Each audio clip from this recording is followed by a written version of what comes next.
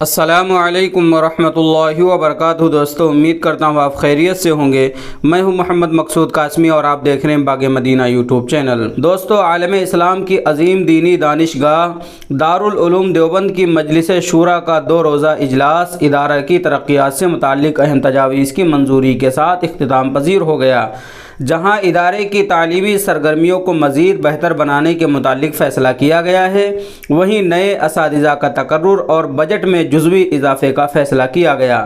جمعرات کو آخری نشست میں اس اساتذہ اور طلبہ کی تعلیمی کارکردگی کا جائزہ لیا گیا اور کچھ ترمیمات کے ساتھ سبھی اہم فیصلوں پر حتمی مہر ثابت کی گئی۔ دارالعلوم دیوبند کے مہمان خانے میں منعقد 4 نشستوں پر مشتمل شورا کی میٹنگ میں اکثر و بیشتر اراکین نے شرکت کی اور ملک کے موجودہ حالات کے مد نظر مدارس اسلامیہ بالخصوص دارالعلوم دیوبند کے درپیش چیلنجز کے سدباب کے لیے اہم فیصلے کیے گئے۔ اس دوران تمام شعبہ جات کی رپورٹیں پیش کی گئی اور تعلیمی معیار کی بہتری اور نئی تعلیمی سرگرمیوں کے اضافے کے ساتھ نئے اساتذہ کی تقرری کا فیصلہ بھی کیا گیا۔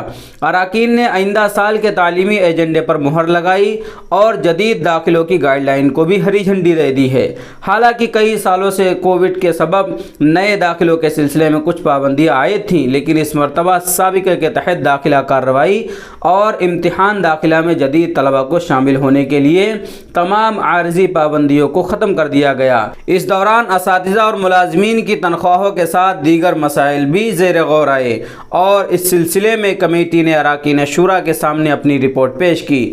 تعمیرات کے متعلق کچھ جزوی بجٹ کا اضافہ کیا گیا ہے۔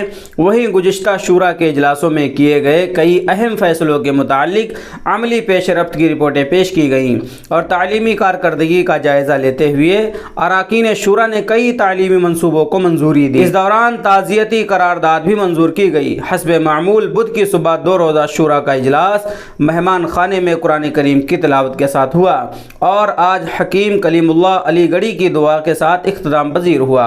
واضح رہے کہ دارالعلوم دیوبند میں سال میں 2 مرتبہ شورا کا اجلاس منعقد ہوتا ہے۔ قمری سال کے اول میں بجٹ، جبکہ شعبان میں تعلیمی مجلس منعقد ہوتی ہے، جہاں اس میٹنگ میں تعلیمی امور پر خاص توجہ دی جاتی ہے۔ وہیں عمومی طور پر بجٹ اور دیگر امور و مسائل پر بھی غور و خوض کیا جاتا ہے۔ جدید داخلے اور نئے تعلیمی منصوبے شورا میں منظور کیے جاتے ہیں۔ ساتھ ہی اراکین شورا آئندہ سال کا تعلیمی لاہی عمل بھی تیار کرتے ہیں۔ پہلے دن متعدد شعبہ جات کے نظماء نے اپنی اپنی رپورٹیں پیش کیں، خاص طور پر تعلیمی، تعمیراتی، مالیاتی اور تنظیم و ترقی سمیت متعدد اہم شعبوں کی رپورٹیں پیش کی تھیں۔ دوستو، جیسا کہ میں نے کل بھی بتلایا تھا، شورا کے متعلق کل پہلا دن تھا، دوسرا دن تھا آج محفل۔ ماشاءاللہ شورا کی جو میٹنگ تھی وہ اختتام پذیر ہو گئی اور بہت ہی اہم فیصلے اس کے اندر لیے گئے ہیں۔